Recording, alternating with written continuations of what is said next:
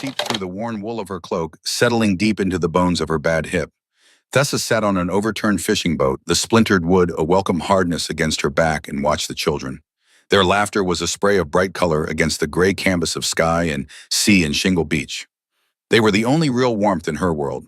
Her life was a collection of muted tones, the damp salt air of the coastal village of Saltmore, the perpetual chill of the stone cottage she shared with Aunt Brenna and two other women who barely spoke to her, the constant bone-deep ache in her right hip.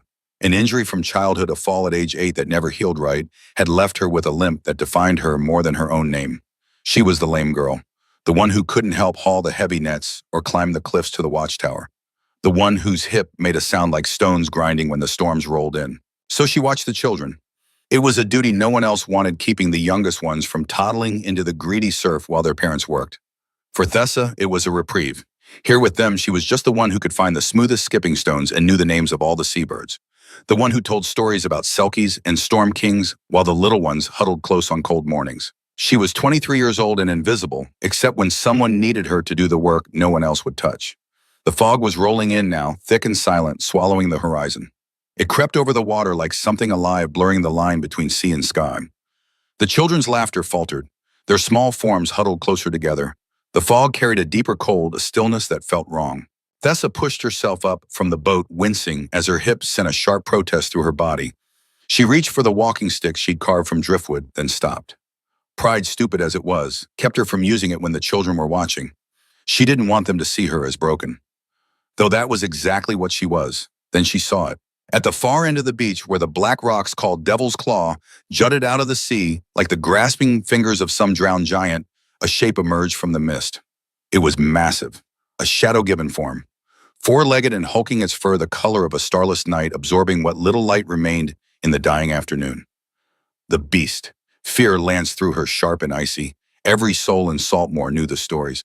The beast of the Thornwood, the Shadow King's curse. A creature of nightmare that haunted the edges of the kingdom. They said it was the ghost of a slain enemy. They said it was madness itself. They said Alpha King Carol Thorn's shadow allowed it to roam as a warning to his enemies, proof of what happened when blood rage consumed a wolf. It had never come this close to the village before. The children saw it too.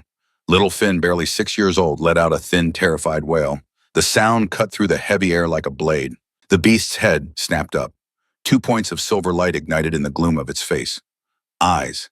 They fixed on the small, trembling cluster of children. It took a step forward. Something inside Thessa broke. Not with a snap, but with a surge of searing heat that burned away her own fear. The pain in her leg, the cold in her bones, the years of being useless and overlooked. It all vanished, replaced by a single crystalline thought. No. Her hand, clumsy with cold, fumbled on the shingle beside the overturned boat. Her fingers closed around a stone. It was a good one. Flat and heavy, worn smooth by the relentless tide. The kind of stone she would have saved for skipping, for showing the children how to make it dance across the water on summer days that felt like distant dreams. She didn't think. She didn't weigh the consequences of provoking a legend. Pushing off from the boat, she ignored the shriek of protest from her hip.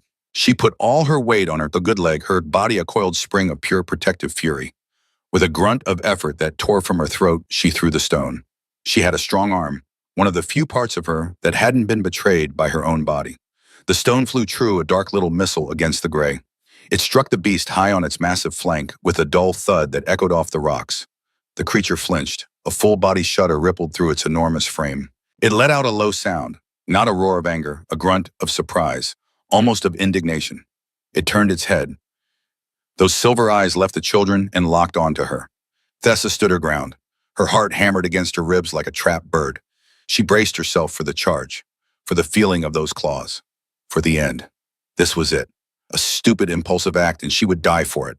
But the children would have a chance to run. It was a worthy trade. The beast did not charge. It simply stared at her. The silence stretched thick and suffocating. The fog swirled between them like a living curtain. Then it took a slow step. Not toward her, but toward where the stone had fallen. It lowered its enormous head, sniffing at the wet shingle.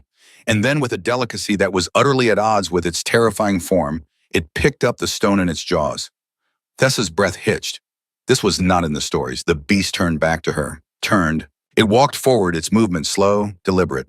Those silver eyes never left her face. It didn't radiate menace now. Something else lived in that gaze. Something she couldn't name. A cautious curiosity, it stopped a dozen feet from her, a chasm of damp beach between them. The children were silent behind her, frozen in a terror that had turned to awe. With another deliberate movement, the beast lowered its head, opened its mouth. The stone dropped onto the wet shingle with a soft clatter that sounded like thunder in the stillness. It brought the stone back.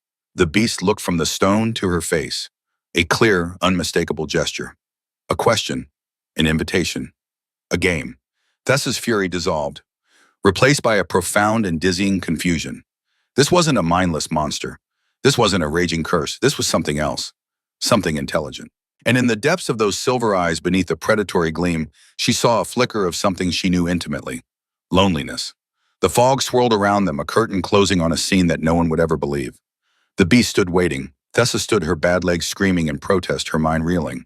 She had thrown a stone at a nightmare, and the nightmare had asked her to play. The spell was broken by a shout from the village path. "Thessa, get the children inside.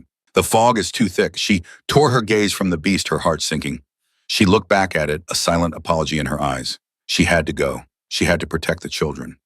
When she turned to usher them away, a wave of dizziness hit her. The adrenaline was leaving her body in a rush. The pain in her leg returned with a vengeance, and she stumbled, catching herself on the boat. When she looked back at the spot where the beast had stood, it was gone. The fog had swallowed it whole. All that remained was the stone, dark and wet upon the gray shingle, a silent testament to the impossible moment. Thessa reached down, her fingers trembling, and picked it up. She slipped it into the deep pocket of her cloak. No one would believe this. No one could. But she would keep it. A reminder that for one brief, shining moment, she had not been invisible. The days that followed were strange. Thessa replayed the encounter in her mind 1,000 times. The weight of the stone in her hand, the thud of its impact, the shocking gentleness of its return, the intelligence in those silver eyes. The villagers whispered about the beast being so close. A bad omen, they said. Winter would be harsh. Fish would be scarce. Tragedy was coming. Thessa stayed silent.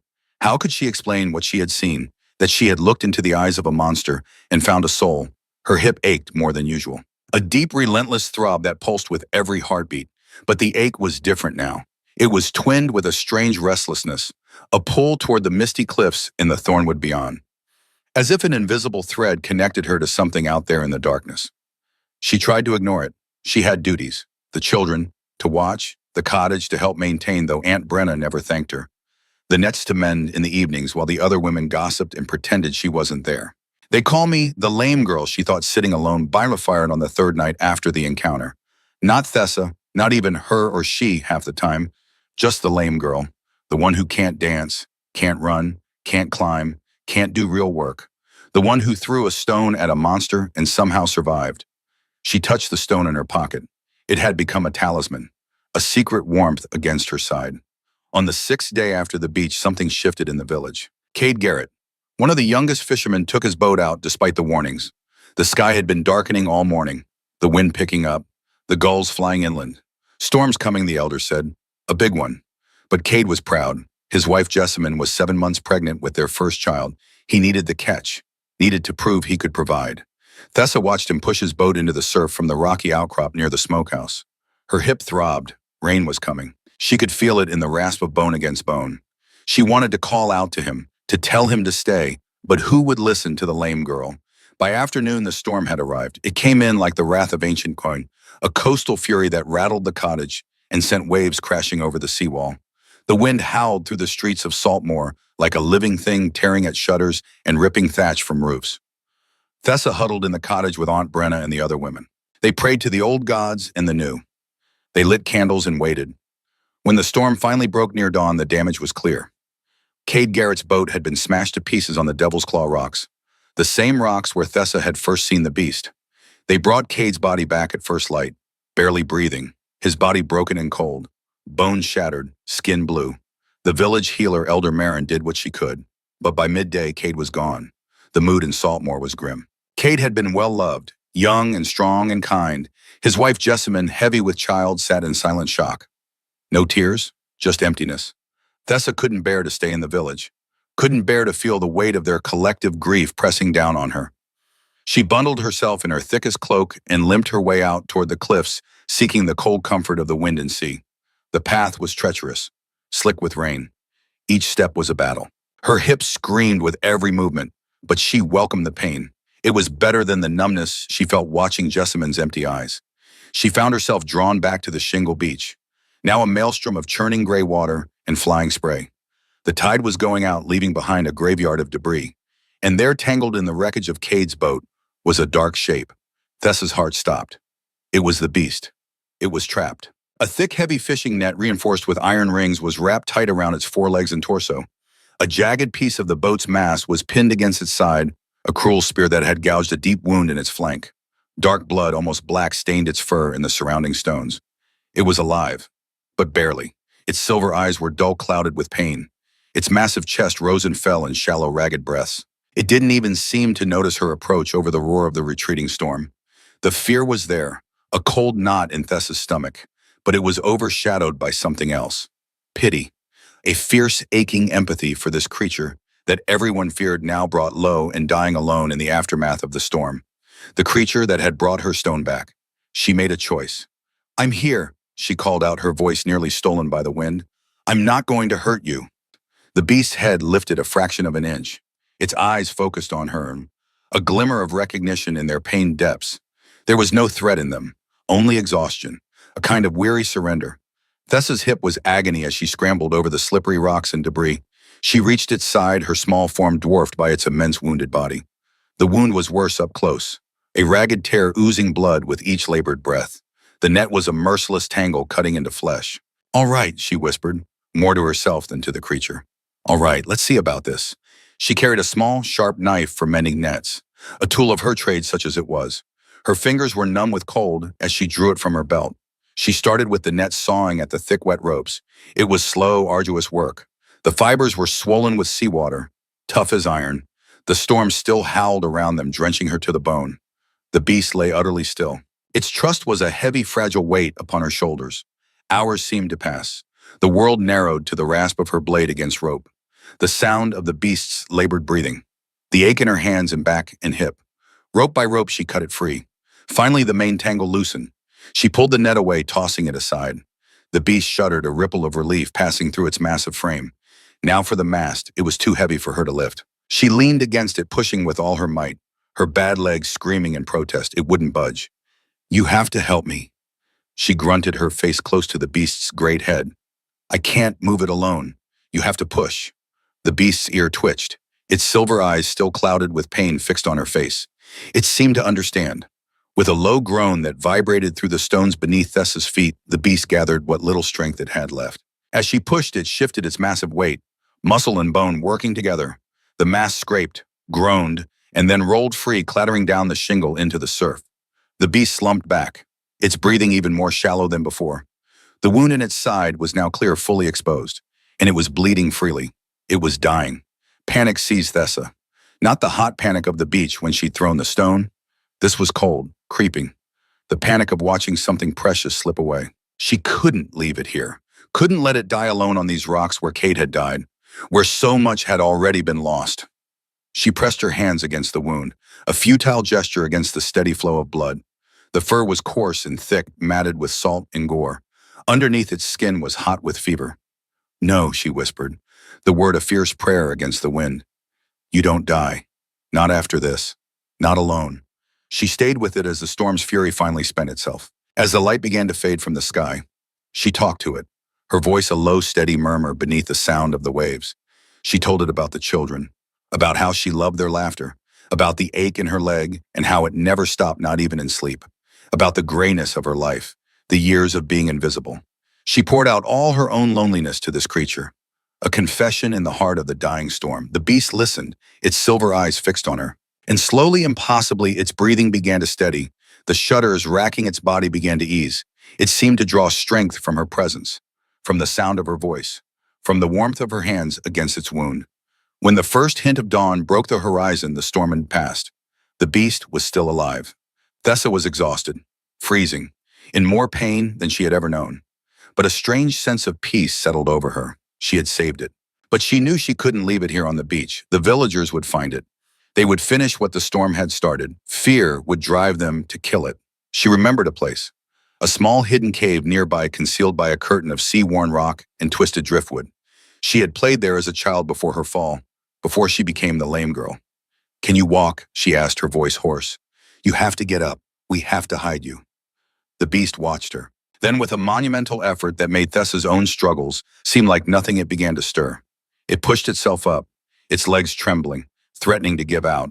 It leaned heavily against her. She nearly buckled under the weight. Her bad hips screamed, her good legs shook. But she held firm. Step by agonizing step, she guided the wounded giant across the beach, through the rocks, into the darkness of the cave. Inside, it collapsed onto the sandy floor with a deep sigh that sounded almost like relief, like gratitude. Thessa gathered dry seaweed and driftwood from the back of the cave, used her flint and steel to start a small, smoky fire. The warmth was a blessing. It chased away the worst of the chill that had settled into her bones. She looked at the beast, its massive form curled in the flickering light. Its silver eyes were closed now.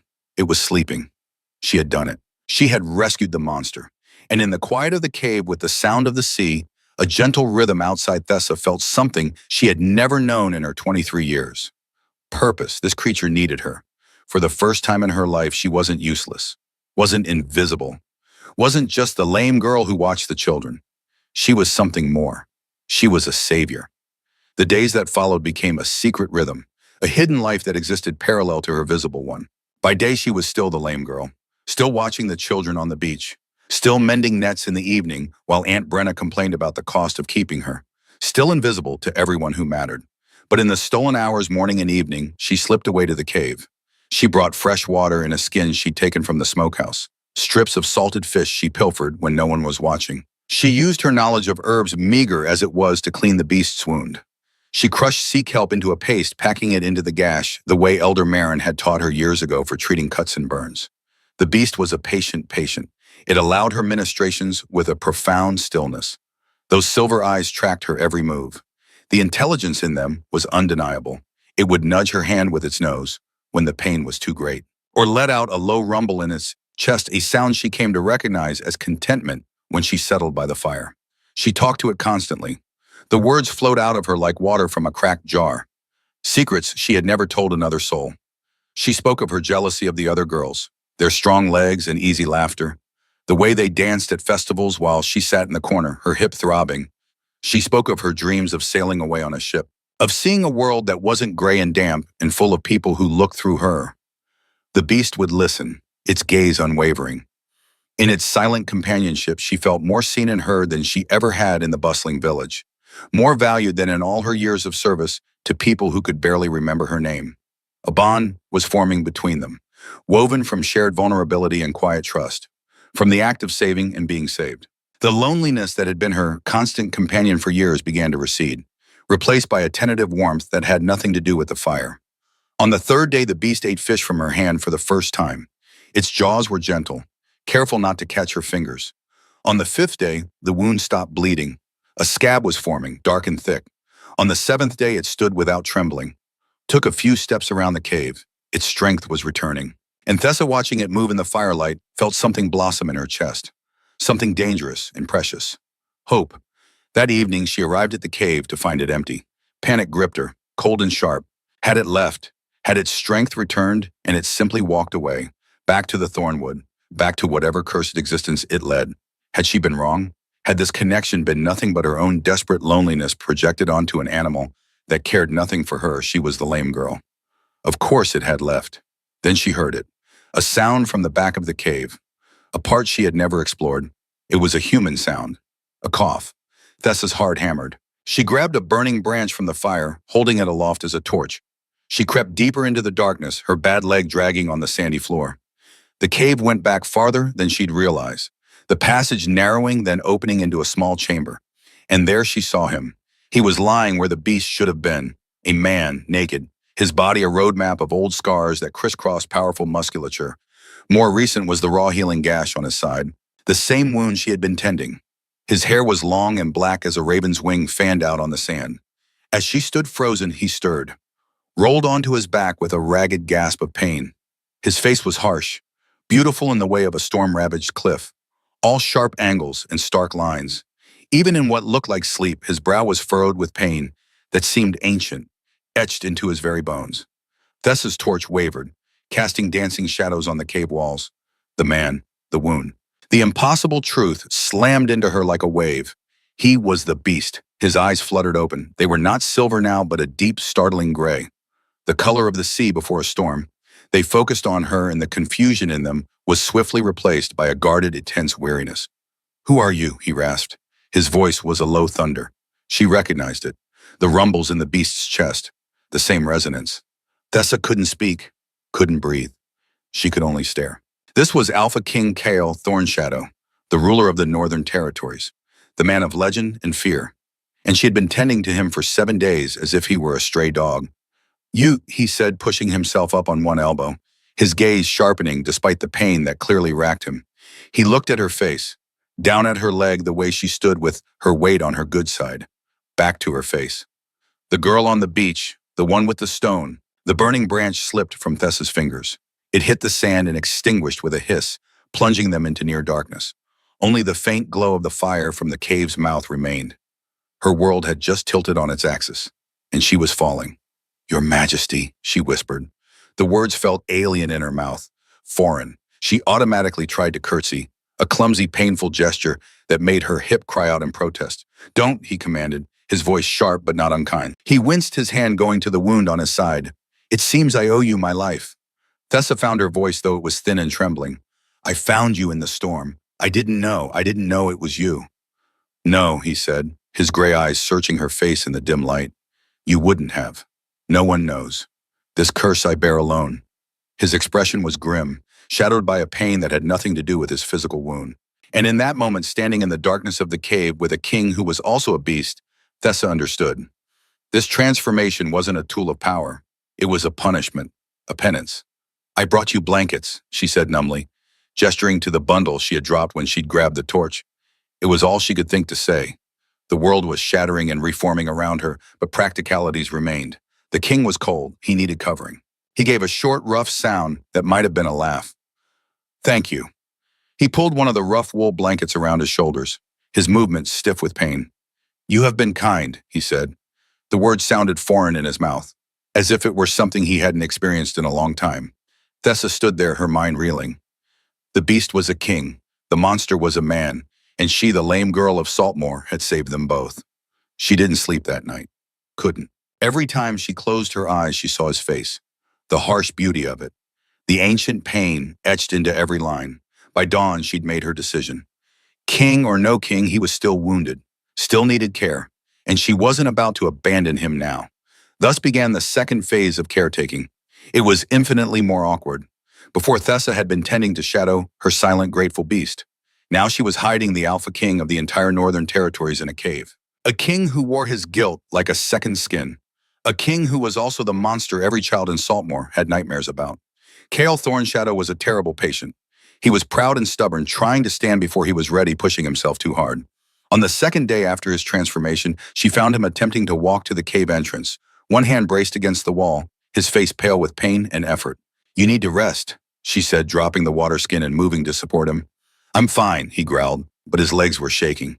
"You're bleeding again," she pointed out, nodding to the fresh blood seeping through the kelp paste on his side. Darkness crossed his face. For a moment, she thought he would argue. Then he let her guide him back to the pile of blankets and driftwood she'd arranged into something resembling a bed. He was also silent in a way that was more intimidating than his beastly form had ever been, wrapped in a brooding melancholy that filled the small cave like fog. When he spoke, it was in short, clipped sentences.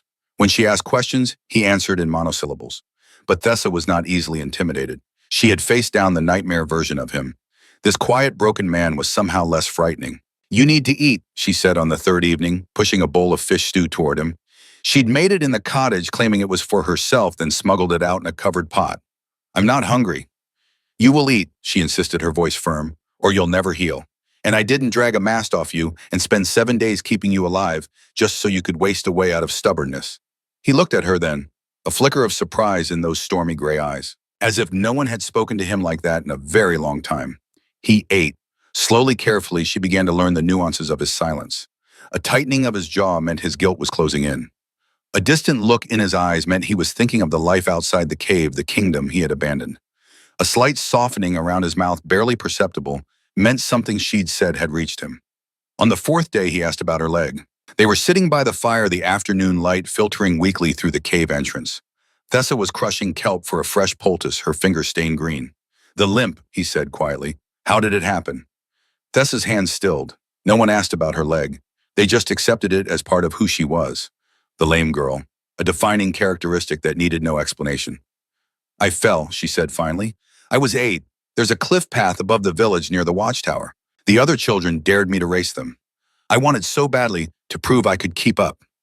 She resumed crushing the kelp, the rhythmic motion giving her something to focus on besides the memory. "I slipped on wet rocks, fell about 20 feet, landed on my right side, shattered my hip." She paused. "We're a fishing village. We don't have skilled healers. Elder Marin did what she could, but the bones healed wrong. Crooked. It grinds when I walk. Hurts worse when storms come." "And they call you the lame girl," Kale said. Not a question, a statement. Thessa looked up at him. His gray eyes were steady on her face, not pitying, just seeing. "Oh yes," she said simply. "That's who I am to them. Not Thessa, not even the girl who's good with children, or the one who finds the best skipping stones. Just the lame girl, the broken one, the one who can't do real work." "You saved my life," Kale said. His voice was quiet but certain. "You freed me from a net I couldn't escape, moved a mast I couldn't shift, tended wounds I couldn't reach. That seems like real work to me." Something in Thessa's chest tightened. She had to look away, back to the kelp in her hands, because the way he was looking at her made her feel too much. "Tell me about the curse," she said, changing the subject. "About what happened." The silence that followed was so long, she thought he wouldn't answer. When he finally spoke, his voice was hollow, drained of everything but pain. "It was my fault," he said. "My pack, my first pack. 12 years ago, there was a blood rage." He stared into the fire as he spoke, his hands clenched on his knees. "It's an ancient weakness in my bloodline. It had been dormant for generations. My father never showed signs. Neither did his father. We thought it had died out." He swallowed hard. "We were wrong." Thessa set aside the kelp paste, gave him her full attention. "I was 22. It was a full moon gathering. The whole pack together in the Thornwood, celebrating. There was a dispute. I don't even remember what it was about now. Something trivial. Territory boundaries, perhaps. Or hunting rights." His jaw clenched so hard she could see the muscles bunch. "I felt it coming. The rage, like fire in my blood. I tried to fight it, tried to get away from the others." His voice dropped to barely above a whisper. "I didn't make it far enough. When I came to myself hours later, they were all gone. My younger brother Dane, he was 19 years old, had just been accepted into the King's Guard. He died trying to protect the others from me." Kale's breath shuddered. "My Beta Garrett, best friend since childhood. The man who was supposed to stand beside me through everything. 8 others, good wolves, loyal, some with families." 10 people, Thessa said softly. "By your claws." "By my claws," he confirmed. The words were ash in his mouth. By the time the rage passed, I was standing in a clearing full of bodies, covered in their blood.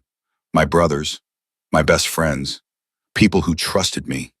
The confession hung in the air between them, heavy and suffocating. This was his guilt. This was the source of the beast, not a curse from an enemy, but a poison from within. The transformation was his soul's attempt to cage the violence, to turn it into something separate from the man from the king. "So I left," he continued, his voice hollow. "I gave the regency to my council, told them I needed time to grieve, to think. I let the stories grow. The beast of the Thornwood, the Shadow King's curse. Better they fear a monster in the woods than know their king is a monster himself." He looked at her then, and in his eyes she saw 12 years of isolation, of self-imposed exile, of believing himself unworthy of human connection. "I transform when the guilt becomes too much," he said. "When I let myself feel what I did. The beast is easier. It doesn't remember, doesn't carry the weight. It just is." Thessa was quiet for a long moment. The fire crackled between them. Outside, the eternal sound of waves against stone. Then she spoke, her voice fierce. "You are not a monster." Kael's head snapped up, his gray eyes locked on hers. "A monster wouldn't have brought the stone back," she said. "That day on the beach, you could have torn those children apart, torn me apart. But you saw Finn's terror, and you stopped. You saw me throw something at you, hurt you, and instead of attacking you were gentle. You played." She leaned forward, holding his gaze. "What happened 12 years ago was terrible, tragic. But it was an illness, a poison in your blood that you didn't choose and couldn't control. You've spent 12 years punishing yourself, 12 years alone. Don't you think that's enough?" Kale stared at her. Something in his expression was fracturing. The icy wall of control he'd built around himself showing cracks. Why? He asked. His voice was thick with emotion he'd been holding back for over a decade. Why do you stay? Why do you help me? Everyone else runs. Thessa thought about why she came to this cave every day, why she risked being caught stealing food and supplies, why she cared whether this man, this king, this beast lived or died. Because you didn't run, she said finally. That day on the beach, you were the monster of legend. You had every reason to be what they say you are. But you saw the children and you stopped.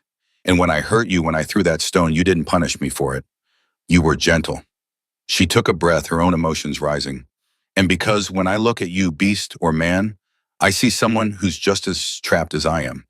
You're trapped by guilt and a bloodline curse. I'm trapped by a hip that never healed in a village that can't see past it. We're both invisible in our own ways, both defined by things we didn't choose. The fire pops, sending sparks spiraling upward. You're the first person who's ever really seen me, Thessa said quietly. Not the lame girl, just me. And I think maybe I'm the first person who's seen you in a very long time. Not the cursed king or the monster. Just Kale. The connection between them deepened in that moment, shifted from caretaker and patient to something else. Two broken people finding solace in a hidden cave.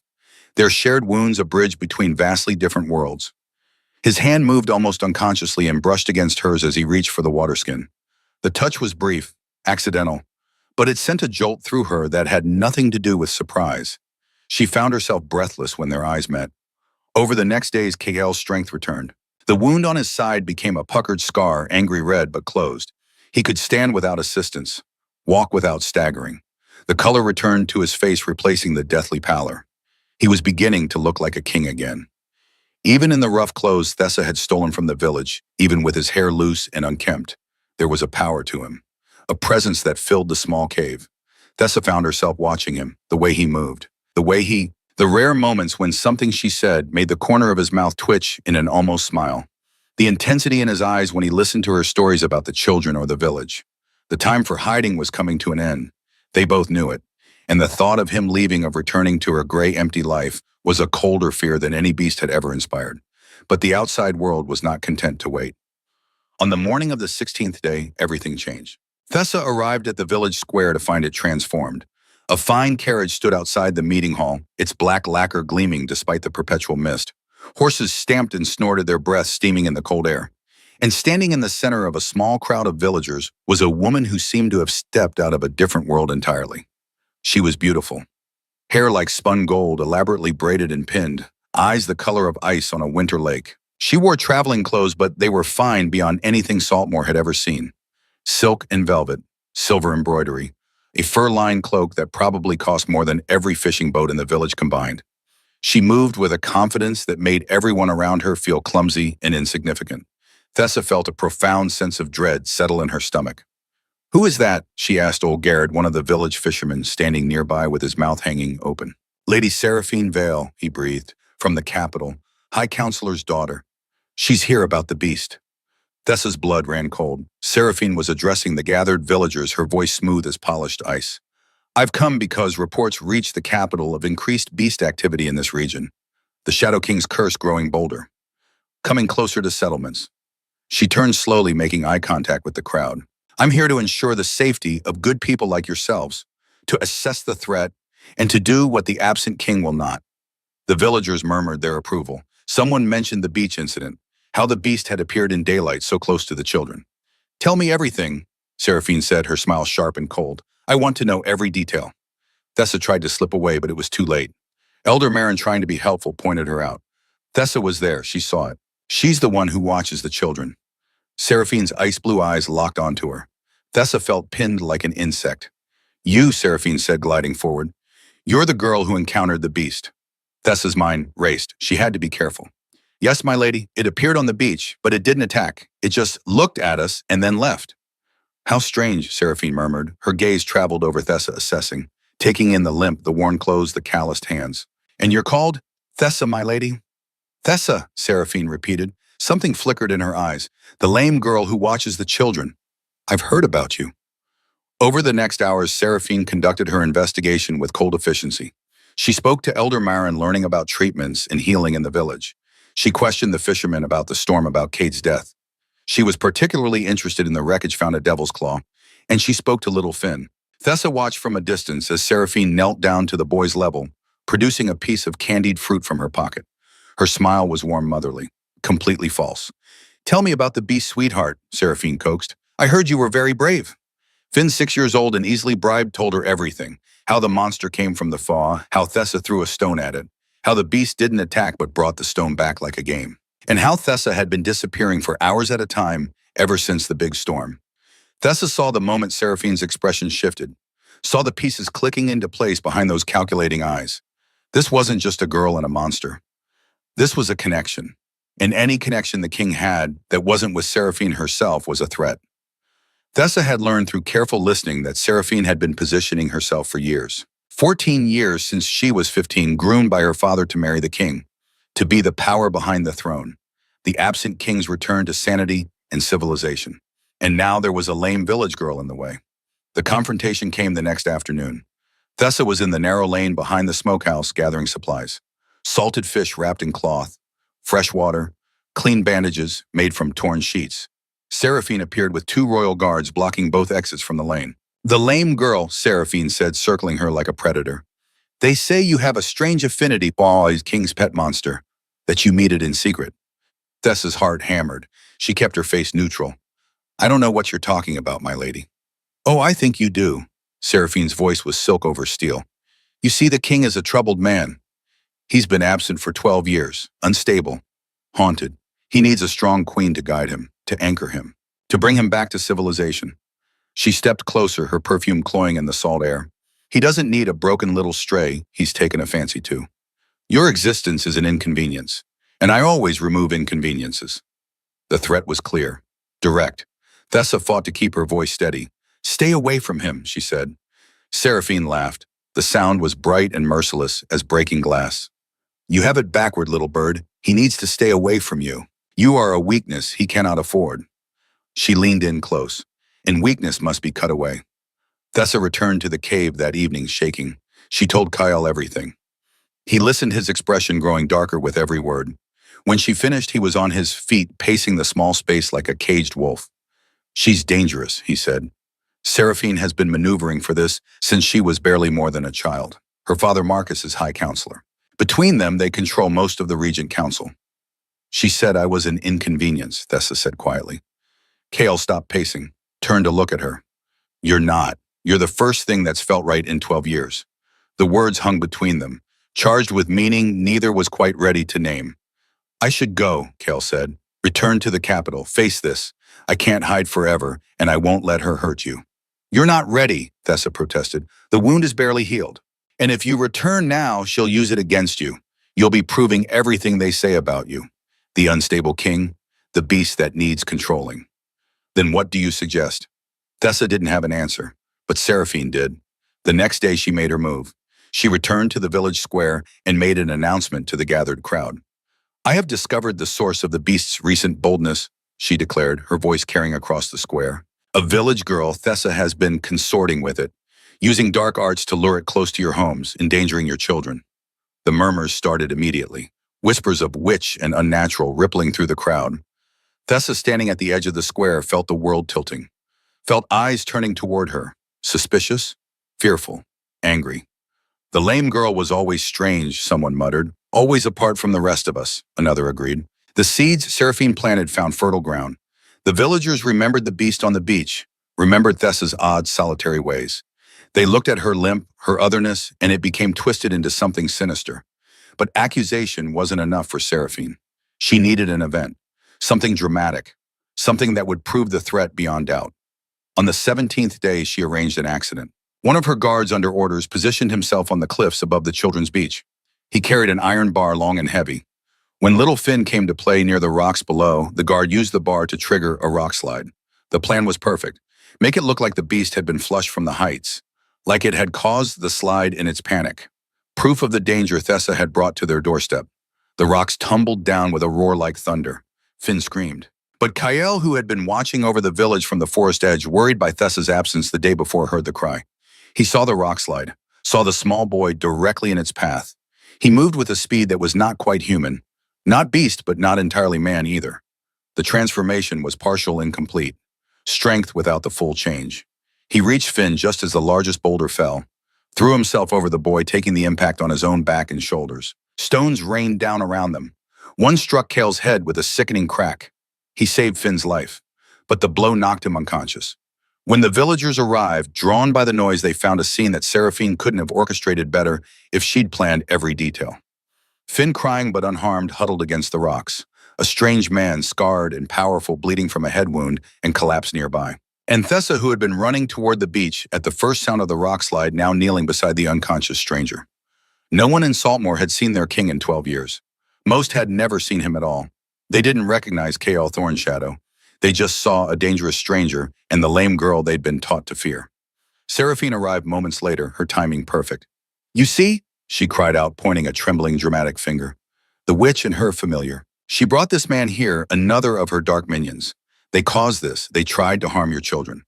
It was a lie, but it was a lie the villagers wanted to believe. It made sense of their fear, gave them something to blame for the unease that had settled over Saltmore since the storm.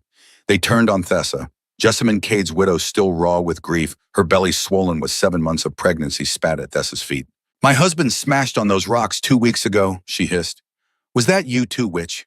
Did your dark arts call the storm?" Others grabbed Thessa's arms, rough hands once merely indifferent, now actively hostile. "No," Thessa tried to say. "You don't understand. He saved Finn. He protected him." But no one was listening. Seraphine's guards under her command seized Chaol's unconscious form. "He'll be taken to the capital," Seraphine announced, "dealt with by the proper authorities." They threw Thessa into the village holding cell, a cold, damp space beneath the meeting hall. The heavy oak door slammed shut. The bolt slid home with a finality that echoed in her bones. Darkness enveloped her, absolute and suffocating.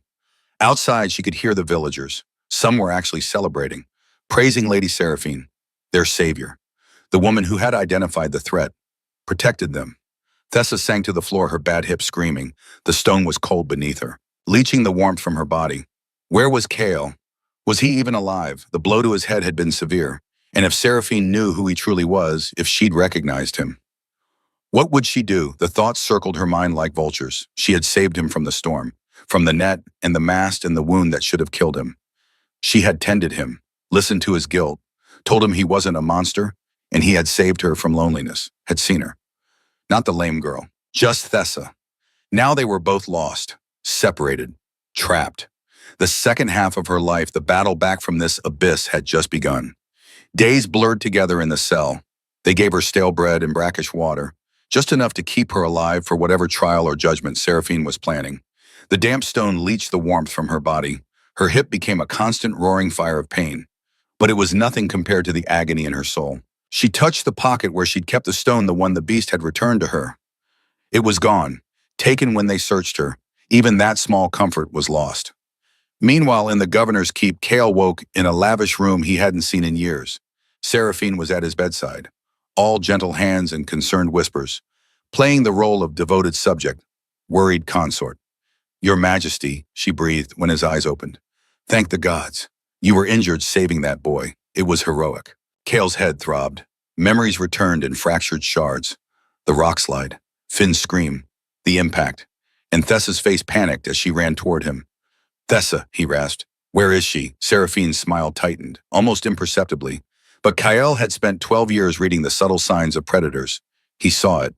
"The witch," Seraphine's voice dripped false sympathy. "She's being held, Your Majesty, for your own safety." She confessed to everything. She orchestrated the rock slide, used her dark arts to control you, to harm that innocent child. The words were poison, designed to confuse, to make him doubt, but Chaol knew Thessa, knew her gentle hands and fierce protectiveness, knew she would die before harming a child.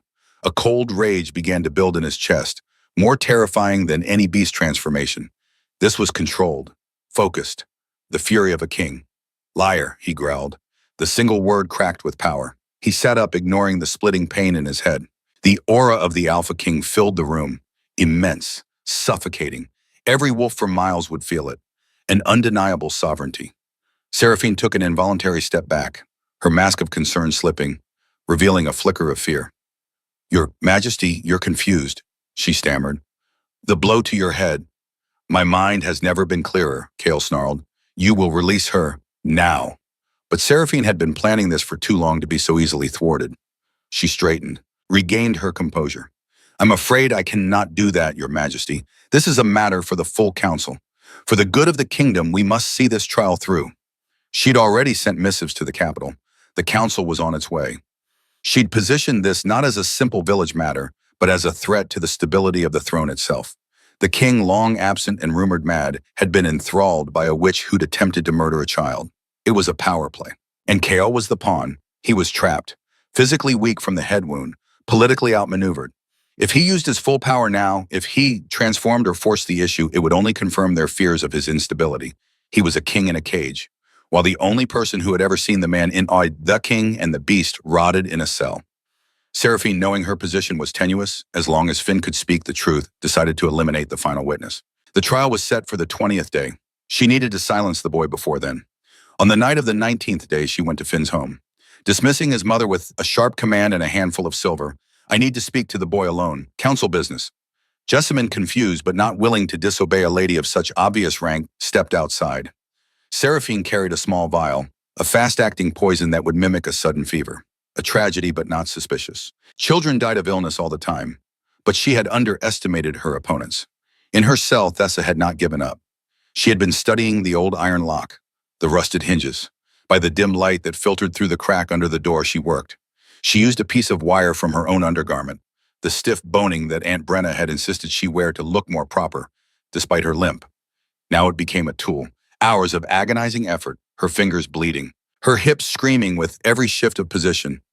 Finally, the lock clicked. The door groaned open. Thessa was free, but she was weak, in more pain than she'd ever known. Every step was fresh torment, but she had to move, had to find Kael, had to know if he was alive. Intuition drove her, not toward the governor's keep, toward the village, toward Finn's house.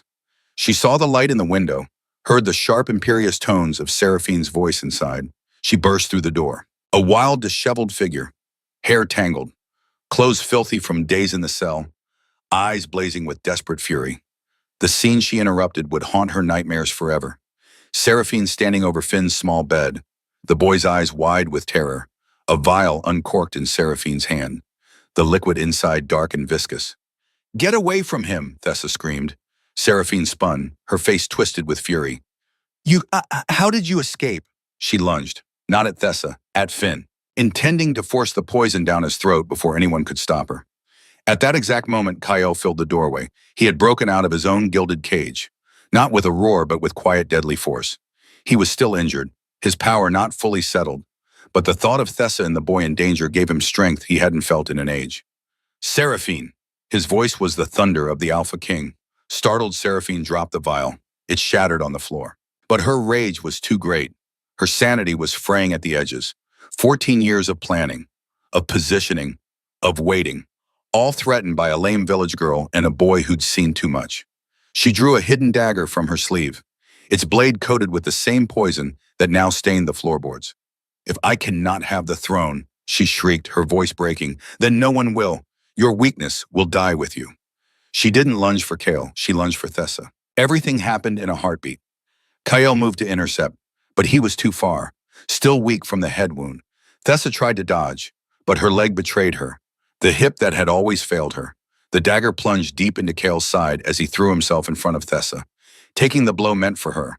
The blade found the exact spot she had tended in the cave, the wound that had just barely healed. He staggered back with a strangled exclamation of pain, his hand going to his side. The dagger still embedded there.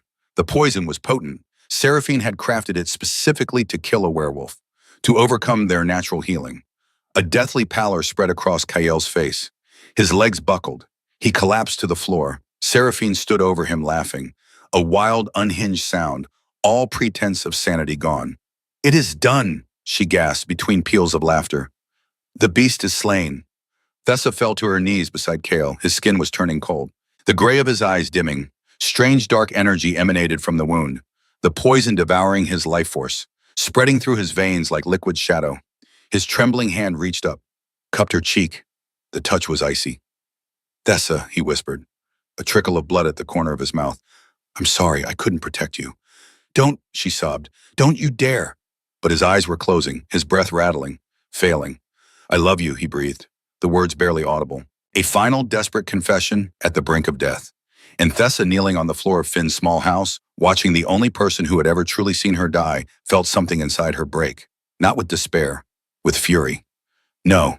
The word came out as a whisper, barely audible over Seraphine's mad laughter, over Finn's terrified whimpers, over the sound of Kael's failing breath.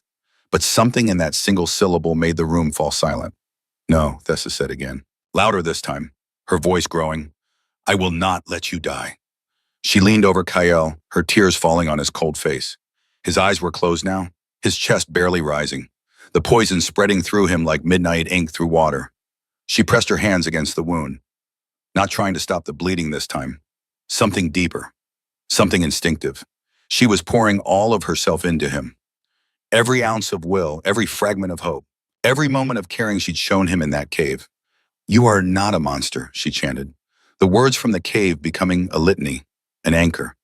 You are not a monster.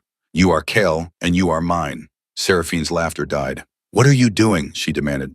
He's dead. The poison. I refuse to accept this, Thessa said, her voice rising to a roar. I refuse your victory. I refuse to lose him. The one person who ever truly saw me. Not the lame girl, just me. Her love for him coalesced. All the pain of her life, all the loneliness, all the years of being invisible. It all transformed, became something else, something bright and burning. The air in the room changed, charged with energy that made the hair on Finn's arms stand on end, made Seraphine take a step back, her eyes widening. You are not a monster, Thessa whispered fiercely. You are Kael. You brought my stone back. You saw me. You are mine. And the bond they had forged in that cave through care and vulnerability and quiet trust flared to life. Golden light erupted from Thessa's hands. It was like sunrise breaking through storm clouds, like lightning given form. It engulfed both of them so bright Seraphine had to shield her eyes. Thessa wasn't healing him directly. She was becoming something more. A conduit, a lens. Her power, her latent gift that had slept unknown for 23 years awakened. Bond amplification. She took the connection between them, the mate bond that had been forming in secret, and she magnified it. Poured it back into him with a force that shattered the poison's hold. The dark energy in Kael's wound met the golden light and shattered like glass. The poison didn't just retreat. It was annihilated, burned away by the sheer power of her refusal to let him go. But the light did more than destroy poison.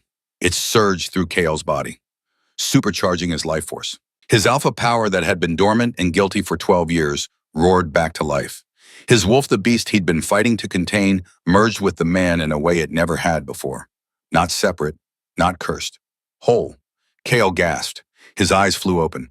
They were gray but flecked with points of pure silver light, the color of the beast's eyes.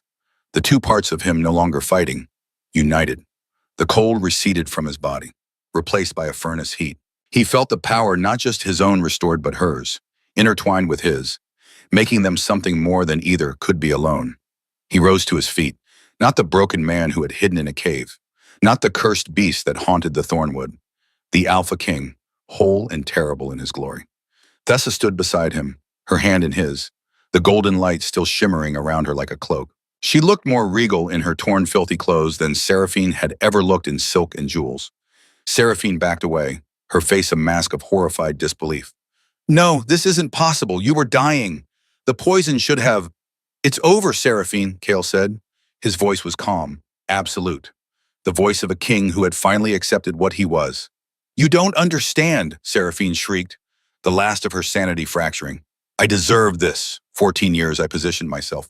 I made myself perfect, and she's nothing, just the lame girl. She grabbed the backup dagger from her boot. Another blade. Another desperate attempt. She lunged at Thessa, but Thessa didn't flinch, didn't move, didn't need to. The golden light flared, formed a shield between them. Seraphine's dagger struck it and shattered, the blade breaking into a dozen pieces, the hilt falling from her hand. This was bond amplification. Together they were unbreakable. Seraphine fell to her knees, her hands bleeding from the shattered blade, her face crumpling, all her beauty twisted by rage and madness. I deserved the throne, she whispered. I deserved it. The door burst open. The council had arrived. 7 men and women in formal robes summoned by Seraphine's urgent missives days ago. They stumbled into the small house to find a scene they could never have imagined. Their king absent for 12 years, standing whole and radiant with power. His hand joined with a young woman in torn clothes who glowed with golden light. A shattered dagger on the floor, Seraphine on her knees, bleeding and broken, and little Finn huddled in the corner, alive and terrified. The truth was written in the scene itself. High Counselor Marcus Seraphine's father tried to speak. Your Majesty, clearly you've been silent. Kale's voice cracked like a whip. The alpha power radiated from him. Every wolf in the vicinity felt it. Undeniable. Absolute. The sovereignty of a true king. Marcus's mouth snapped shut. Fear flickered across his face. He'd been counting on a broken king, a malleable one. This was something else entirely. You will listen, Kale said, and you will understand what happened here. But he didn't need to explain, because into the house ran Finn's mother, Jessamine, and in her arms was a leather-bound ledger. I found this, she said breathlessly, in Lady Seraphine's rooms at the inn. Records.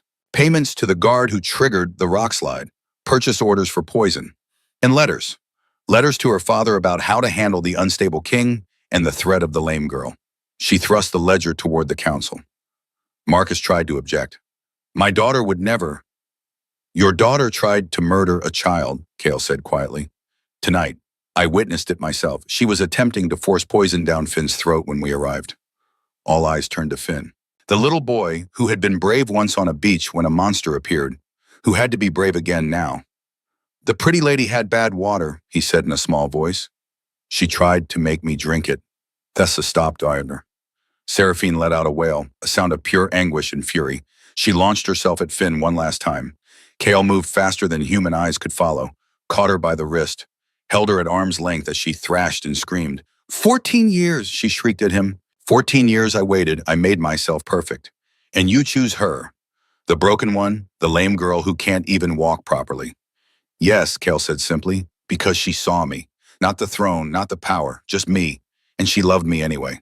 He looked at Thessa, at the woman who had thrown a stone at a monster and received gentleness in return, who had saved him from a storm and from 12 years of guilt. She's worth 1,000 of you, he said. Guards came forward, not Seraphine's purchased men, but the king's true guard, loyal soldiers who had waited 12 years for their king to return. They took Seraphine into custody, still screaming, still insisting she deserved the throne. Marcus stood frozen, watching his daughter being led away, his carefully laid plans crumbling. You knew, Kale said to him. Not a question. You knew what she was doing. Marcus's face was gray. I didn't know about the child, about the poison. She acted without. You knew she was positioning herself, manipulating. You enabled it, encouraged it. The High Counselor had no answer. You're stripped of your position, Kale said. Effective immediately, you'll be exiled from court, forbidden from holding office. It was a mercy, more than Marcus deserved. But Kale was done with killing, done with rage. He would build something new. The trial came the next day. Public, in the village square of Saltmore. Kale insisted on transparency, on letting the people who had turned on Thessa see the truth. Hastily constructed benches filled the square. Every villager came. Regional representatives, the council members, witnesses. The charges were read against Seraphine: attempted regicide, attempted murder of a child, conspiracy, treason. The evidence was presented. The guard who had triggered the rock slide confessed under oath. Kale had granted him immunity in exchange for testimony. Lady Seraphine ordered it, the guard said, his voice shaking. Said the beast needed flushing out, that it would cause a slide. She knew children played on that beach, knew they'd be there. The purchase records for poison were entered into evidence, the forged documents that had branded Thessa a witch. Elder Marin testified. I treated the king's wound when Thessa first brought supplies to the cave. She asked me for kelp and bandages, said she'd found an injured animal. There was no dark magic, only kelp paste and kindness. Finn testified, his mother beside him, his small voice carrying across the silent square. The pretty lady tried to make me drink bad water. It smelled wrong. She was holding my nose, so I'd have to swallow. Thessa came in and yelled at her to stop. Then Thessa was called to speak. She limped to the center of the square. Her hip sent its familiar rasp of damaged joint with each step. But she didn't hide it anymore, didn't try to minimize it. She was the lame girl. That was part of her story. But it wasn't the whole book. She faced the villagers who had condemned her, who had called her witch, who had spat at her feet. You called me the lame girl, she said, her voice quiet but carrying. You called me witch. You watched me tend your children for years. The moment someone powerful told you I was dangerous, you believed her, not because of evidence, Because it was easier than admitting you'd been cruel to someone who never harmed you. The villagers shifted uncomfortably, shame-coloring faces. I don't forgive you yet, Thessa continued, but I will work to build a kingdom where no one is discarded for being different, where the powerful can't destroy the vulnerable on a whim, where a child like Finn doesn't have to fear monsters, human or otherwise. Silence hung over the square. Then Jessamine stood, Cade's widow, 7 months pregnant, tears streaming down her face. I spat at you, she said. I blamed you for my husband's death. My grief made me cruel. I was wrong. You saved my son. Twice. I'm sorry. It was like a dam breaking. 3 other villagers stood, murmured apologies, shamefaced admissions of guilt. Even Aunt Brenna rose reluctant but genuine. I should have been kinder. You deserve better than I gave you. The verdict was unanimous. Seraphine was guilty on all counts. The sentence was life imprisonment in a remote fortress. Dark Pine in the northern mountains. Escape was impossible. Conditions were humane but secure. Chaol refused to execute her. I will not build a new kingdom on more death, he said. The cycle of violence ends here. Marcus was formally exiled, forbidden from court, his lands confiscated, his name struck from the council rolls. And then Chaol made an announcement that stunned the gathered crowd. The Regent Council is dissolved, he said. I'm calling for elections, regional representatives chosen by communities, not appointed by nobles. He outlined the new structure. 3 seats specifically for marginalized voices. Disabled, poor, non-pack members. Real representation. I'm also announcing new laws, he continued. The first will be called Thessa's Law. It will forbid discrimination based on disability, will mandate accessible infrastructure, will ensure no one is cast aside for being different. He looked at Thessa. I'm offering you a seat on the council, if you'll take it. She shook her head. I'll advise, but I have other work to do. Over the next weeks, the reforms took shape. Thessa established the Council for the Overlooked, an advocacy group for the disabled orphans' widows. Anyone society had pushed to the margins. They met monthly in the old council chambers, now repainted and open to the public. The first act was creating jobs that matched abilities. Thessa hired 3 disabled villagers as educators, record keepers, artisans, positions of dignity and worth. Crowdfunding flowed to Saltmore. The seawall was repaired, new boats commissioned to replace those lost in storms. A stipend established for Jessamine and other widows with children. A scholarship fund was created, named after Cade Garrett, for children of fishing families. For those who wanted education but couldn't afford it, 200 applicants in the first month. Elder Marin was appointed regional medical coordinator, given resources to train young healers, to bring care to remote villages that had never had access before. The Witchcraft Accusations Act passed, requiring evidence for supernatural claims, burden of proof on the accuser. No more convenient scapegoating. Accessible paths were built through Saltmore, ramps, rest benches. Thessa consulted on every design, made sure they were functional, not just decorative.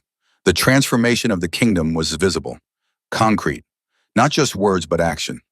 3 months after the trial, Thessa stood on the castle balcony overlooking the sea, the same sea that had defined her entire life. But it looked different now. The colors brighter somehow. The pain in her hip was still there, a dull, bone-deep ache that would never fully leave. But it no longer defined her. It was a line in her story, not the whole narrative. Chaol came to stand behind her, his arms wrapping around her waist, his chin resting on her shoulder. The council is still trying to understand your power, he murmured. They're calling it the Queen's Light. Thessa smiled. It's not my power, it's ours. Chaol was quiet for a moment, then he stepped back, turning her to face him. I have something for you, he said. From his pocket, he drew a small wooden box worn smooth by handling. He opened it. Inside was a ring, simple silver, unadorned, except for a single stone set into the band. Not a jewel, a piece of sea glass, smooth and flat, the exact blue-gray color of the stone she'd thrown at him on the beach. Thessa's breath caught. I found the stone, Chaol said quietly, the one you threw. Seraphine's guards had taken it from your pocket when they arrested you. I retrieved it from the evidence room after the trial. He took the ring from the box, held it between them. I had it set by the finest craftsman in the kingdom, not because I wanted to make it precious, but because it already was. This stone is the moment everything changed. The moment a lame girl saw a monster and refused to run. The moment I learned that mercy still existed in the world. His gray eyes flecked with silver held hers. Thessa Ashland, will you marry me not because you saved my life, not because of bond amplification or politics or duty, but because I cannot imagine my existence without you, because you are the only person who has ever truly seen me, and I want to spend every day for the rest of my life seeing you in return." Thessa's eyes filled with tears. She looked at the ring at the stone that had started everything, now transformed into a promise. "You already know my answer," she whispered. "It's been yes since the cave, since the moment you brought my stone back." He slipped the ring onto her finger. It fit perfectly. They kissed, not with desperation or fear, but with profound, lasting peace. When they pulled apart, Thessa looked at the ring on her hand. The stone caught the light, glowing faintly blue-gray, the color of the sea before a storm. "They'll make you a proper crown," Kale said. "Gold and gems, befitting a queen." "I don't need a crown," Thessa said, touching the ring. "I have this, the lame girl's crown, made from the stone I threw at a nightmare." Kale smiled, genuinely smiled in a way she'd never seen before. "The lame girl's crown," he repeated. "I like that." 3 more months passed, the kingdom transformed day by day. Thessa's schools were being built, real ones, in every region where disabled children could learn alongside others, where being different wasn't a curse. She trained advocates, people who could speak for those who couldn't speak for themselves, who could challenge the powerful when they tried to crush the vulnerable. The wedding had been small, intimate, just the people who mattered. Finn had been the ring bearer. Jessamine, heavy with her 8th month of pregnancy, had stood beside Thessa as witness. Elder Marin had performed the ceremony. Not in the grand cathedral of the capital, but on the shingle beach where it had all begun, where a lame girl had thrown a stone and a beast had brought it back. Now, 6 months after the trial, Thessa stood on the same castle balcony, Kale beside her. The sunset painting the sky in shades of gold and rose. Down in the courtyard below, Finn was playing with a young wolf pup, a gift from Kyle. The pup was clumsy and enthusiastic, tumbling over its own paws. Finn's laughter drifted up to them. A carriage arrived. Jessamine stepped out carefully, and in her arms was a baby, 2 weeks old, healthy and perfect. She looked up at the balcony, saw them standing there, raised a hand in greeting, gratitude in her eyes. Thessa waved back. She'd visited Jessamine 3 times during her labor, had held her hand, had been there when the baby girl was born. Named Thessie, a combination of Thessa and Cade, the woman who saved her mother's son and the father who never got to meet her. Kale's arms tightened around Thessa's waist. His hand drifted lower, resting on her stomach, on the slight curve that was just beginning to show. "Do you ever regret it?" she asked. "Coming back, taking up the throne again? All the responsibility." Kale was quiet for a moment, considering. "No," he said finally. "For 12 years I hid, convinced myself I was protecting the kingdom by staying away. But I was just afraid of what I was, what I'd done." He pulled her closer. "You showed me that running doesn't heal anything. That guilt without action is just self-indulgence. You saved my life in that storm. But more than that, you saved me from myself." "You saved me too," Thessa said, "from invisibility, from believing I was nothing." They stood together as the sun sank below the horizon, as the first stars appeared in the darkening sky. Thessa's hand rested on her stomach, on the future growing there, on the child who would be born to a kingdom transformed, who would never know what it meant to be cast aside for being different. "They called me the lame girl," she said quietly. "The broken one, the inconvenience. But broken things can become something new. From pain, we forged purpose. From loneliness, love. From the ashes of who we became who we were always meant to be." She looked at Kale, at the man who had been a monster and learned to be whole. "They call me queen now," she said, "but I'm still just Thessa, the girl who threw a stone at a nightmare, and the nightmare brought it back." Kale's arms tightened around her, his hand joining hers on her stomach. "And now we build something neither of us could have built alone," he said. "A kingdom where monsters can be redeemed, where the broken can be whole, where a lame girl can become a queen, not despite her scars, but because of them." The pullback shot showed them there, silhouetted against the dying light, the castle behind them, the courtyard below where Finn played and Jessamine cradled baby Thessie, the village of Saltmore in the distance, transformed, and beyond the sea, endless and eternal. Voiceover. Thessa's voice. Soft but carrying. Some curses are blessings in disguise. Some monsters are just men who forgot how to be human. And some lame girls are queens who just needed someone to see them. We are not what broke us. We are what we built from the pieces. Fade to black.